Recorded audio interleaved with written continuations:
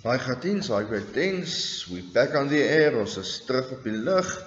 Ons het so 'n bietjie van 'n breek gevat, ek het julle almal kans gegee om by te kom met al die goedjies wat op Google Sites was. Ons is nou op Google Classroom en ons begin van maandag af daar op werk, so hier is ons volgende tekeningkie, dis isometrics number 6, guys, we're going on with isometric number 6. Right, gentlemen, where do we start?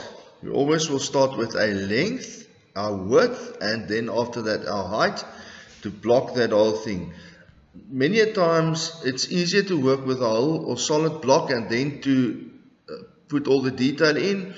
With this one, I'm only going to start with the base. Right, so what is the length of our isometric block here?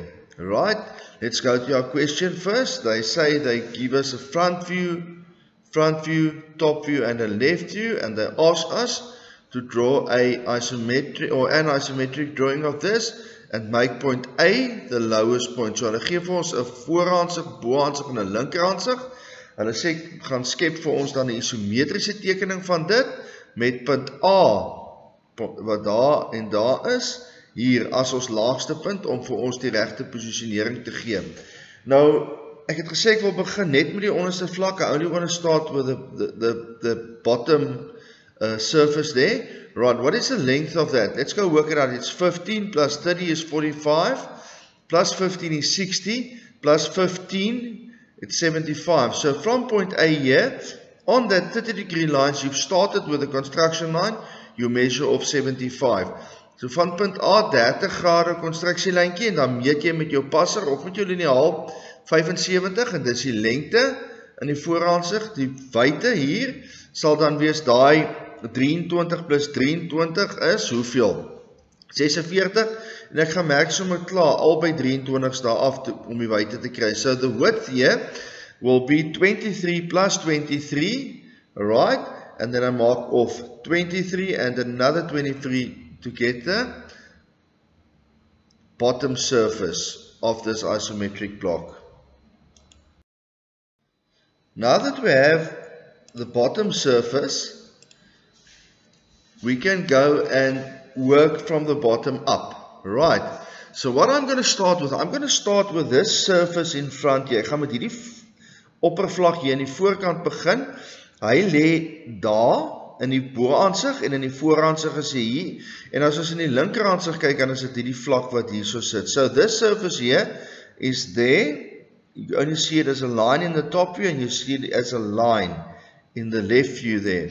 Alright, this surface here, how high is it?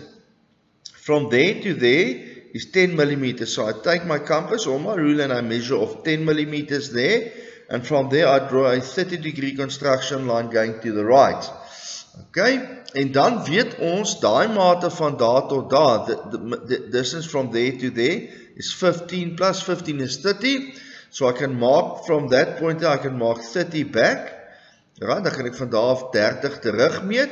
En as ek dan 'n vertikale lyn optrek daar, dan is dit verteenwoordig daai lyntjie daar en hoe hoog is hy of wat is sy lengte? So as van daar af oor gaan na ons mates toe.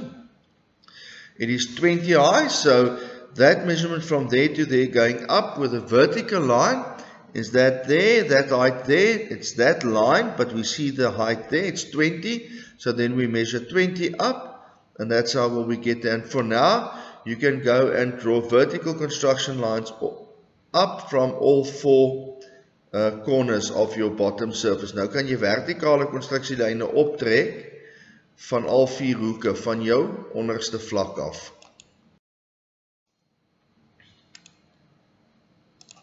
Nadat ons die konstruksielyne vir hierdie vlak gaan bepaal het, gaan ek nou en ek gaan hom so lank hard teken, want ons sal hom altyd kan sien want hy sit in die voorkant. Dis daai blou vlak daar. That blue surface there is this surface and that's why I can draw the hard line so long. And then that red surface there will be on the left here. So if I draw a 30-degree construction line across and then I can complete it by drawing hard lines.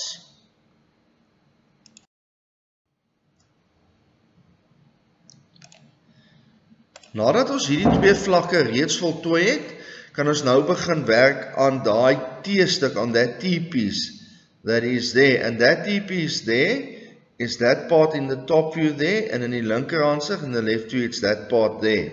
Right. So, gentlemen, let's start at the bottom corner here, which is that corner there. We have to measure 15 back from that point this way. We've done the center there, that 23 already. So what do we do now? We draw a 30 degree construction line to the right, vertically up and over again, because we're going to need it there. Alright, ons gaan dit daar nodig hê. So hierdie 30 grade konstruksielyn, onthou hierso het ons 23 afgemeet. So ons werk hier vanaf 30 grade, dan waar daai lyn ontmoet, vertikaal op en weer 30 grade oor. En dan meet ons 15 mm terug. Watter 15 mm is dit? Dis van daar tot daar. It's that 15 mm from there to there.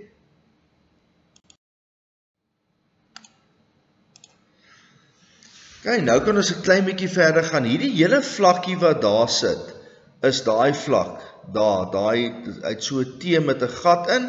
So this surface here will be this surface there. So how did we get that? We already got that 15 mm there, right? And we've got that vertical construction line there. So if I draw a 30 degree construction line going there, and I measure from there 15 back, because these 2 points here, they align. Hulle lê in een vertikale vlak daar, right? And it's there. So I can go and complete that T there. What's the height of that from there to there? It's 10. 10 gives you 30. And then from there to there is 15 mm. So I first mark that off. Vertical line up, measure 30 up, and then a 30 degree line coming back here, down, and back to this point there. Right, so that's how we will get that T-piece. Kom ek verduidelik gou in Afrikaans hoe om my T-stukkie daar te kry. Ons weet hy lê van hierdie lyn af op, so hier vanaf op, en daai lyntjie het ons reeds gekry. Daai afstand is mos 20 op, so hierdie lyntjie hier sal ook 20 op wees. So jy kon eintlik maar net 'n 30 grade konstruksielyntjie deur daai punt getrek het. En dan daai afstand van daar tot daar is 15. Waar sien ons dit? Dis 15 daar, so dis van daar tot daar. We measure that 15, ons meet daai 15 en dan kan ons net 'n vertikale konstruksielyn optrek. Hoe hoog van daar tot daar is 30? Waar kry ons dit? 10 plus 10 plus 10 en dan kan ons net 30 grade terugmeet tot by daai punt. Daai punt lê in lyn met hierdie punt hier, so ons kon hier net 'n vertikale konstruksielyntjie opgetrek het en daar trek ons hom dan af tot waar daai konstruksielyn ontmoet en dis hoe ons daai T-stuk dan in konstruksie sal bepaal.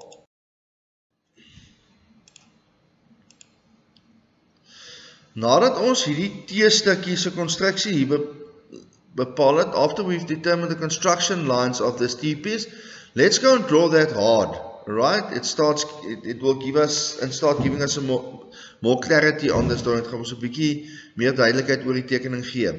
As ons dit bepaal het, nou weet ons die dikte van daai T-stuk, the thickness of that T-piece there, is that distance there, it's 23 mm, alright, so what do we do? From all these corners here, I draw a 30 degree line going backwards there to the left, and what do I have to do now? I have to measure the thickness back there now. So the thickness from here to there will be 23. I've got that already there. That's easy from here, 23 back.